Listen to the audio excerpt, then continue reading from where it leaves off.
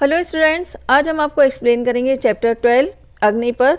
और इससे पहले अग्निपथ के जो राइटर हैं उनके जीवन के बारे में हम जानते हैं।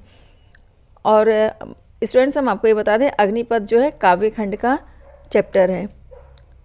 और इस चैप्टर के जो राइटर हैं श्री हरिवंश राय बच्चन जी हैं। श्री हरिवंश राय बच्चन जी का जन्म उत्तर प्रदेश के इलाहाबाद शहर में 27 नवंबर 1907 को हुआ था। बचपन के कुछ समय तक इन्होंने विश्वविद्यालय में प्राध्यापक रहने के बाद भारतीय विदेश सेवा में चले गए थे, यानी वहाँ पर इन्होंने सर्विस की। और इसी दौरान इन्होंने कई देशों का भ्रमण भी किया और मंच पर ओजस्वी वाणी यानी बहुत ही अच्छी आवाज़ में इन्होंने काव्य पाठ के लिए जब शुरुआत की और तो उसमें इन्हें बहुत ही ज़्यादा प्रसिद्धि मिली।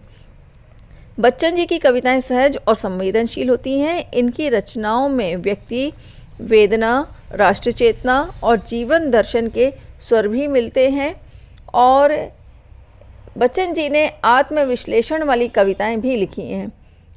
और हरिवंश राय बच्चन जी के बारे में अगर देखें तो ये राजनीतिक जीवन के ढोंग, सामाजिक असमानता और कुरीतियों पर इन्होंने अपनी कविताओं के माध्यम से व्यंग्य किया है। कविता के अलावा बच्चन जी ने अपनी आत्मकथा भी लिखी है जो हिंदी गद्य की बेजोड़ कृति मानी जाती है। और इनके जो प्रमुख कार्य हैं उनके विषय में जानते हैं। इनके प्रमुख कार्य जो है कविता संग्रह इनकी जो है मधुशाला जो सबसे ज़्यादा प्रसिद्ध हुई है, निशा निमंत्रण, एकांत संगीत, मिलन यामिनी, आरती और अंगारे, टूटती चट्टानें, रूप तरंगिणी। इसके अलावा आत्मकथा के 4 खंड हैं, क्या भूलूं क्या याद करूं, नीड़ का निर्माण, फिर बसेरे से दूर और 10 द्वार से सोपान तक। श्री हरिवंश राय बच्चन जी की साहित्य अकादमी पुरस्कार से इन्हें सम्मानित किया गया है। सोवियत भूमि नेहरू पुरस्कार और सरस्वती सम्मान से भी इन्हें सम्मानित किया गया है। प्रस्तुत कविता में कवि ने संघर्षमय जीवन को अग्निपथ कहा है और इसका सारांश हम अब आपको समझाते हैं। अग्निपथ कविता का सार इस तरह से है कि प्रस्तुत कविता के माध्यम से कवि ने जीवन के जो संघर्ष होते हैं उन्हें अग्निपथ कहा है और यह कहते हुए मनुष्य को यह संदेश दिया है कि जीवन की राह में सुख रूपी छां की चाह नहीं करना चाहिए और अपनी मंजिल की ओर अपने कर्मों के माध्यम से यानी कर्मठता पूर्वक बिना थके हुए आगे बढ़ते ही जाना चाहिए।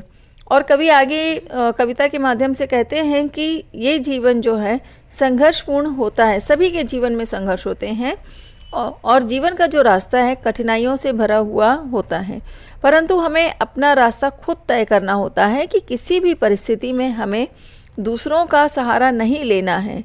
हमें कष्ट मुसीबतों पर जीत पाकर अपने लक्ष्य को प्राप्त करना है और जीवन में हमेशा आगे बढ़ते ही जाना है। कभी भी जीवन में अपने अंदर निराशा को हावी नहीं होने देना चाहिए और ना ही दुखी होना चाहिए, क्योंकि हर किसी के जीवन में अलग अलग प्रकार के संघर्ष होते हैं। सभी के ये संघर्ष जो होते हैं अपनी तरह से उन्हें पार करने के लिए रास्ता उन्हें तय खुद ही करना चाहिए।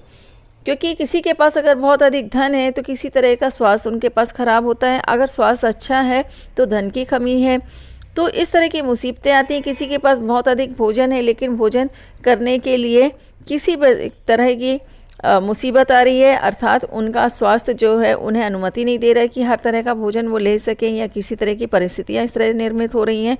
या जिसके पास भूख है और वो स्वस्थ है और अच्छा भोजन कर सकता है लेकिन उसके पास धन की और रोटी की कमी हो जाती है। तो इस तरह से जीवन अलग अलग प्रकार से सभी के जीवन में संघर्ष होते हैं। तो इन संघर्षों से हमें हारना नहीं है, अपने कर्म पर हमेशा ध्यान रखना है, मेहनत पर ध्यान रखना है और कर्म करते हुए हमेशा आगे बढ़ते ही जाना है। और यही कवि ने इसमें कविता के माध्यम से बताया है कि शब्दों की पुनरावृत्ति कैसे मनुष्य को आगे बढ़ने की प्रेरणा देती है। यह बहुत ही खूबसूरती से इस कविता के माध्यम से बताया है, क्योंकि कुछ शब्द जो हैं उन्हें बार बार रिपीट किया गया है और उससे मनुष्य को एक प्रेरणा दी गई है कि जीवन में संघर्षों से कैसे जीतकर हमें आगे बढ़ना है और जीवन को सहज और सरल बनाना है।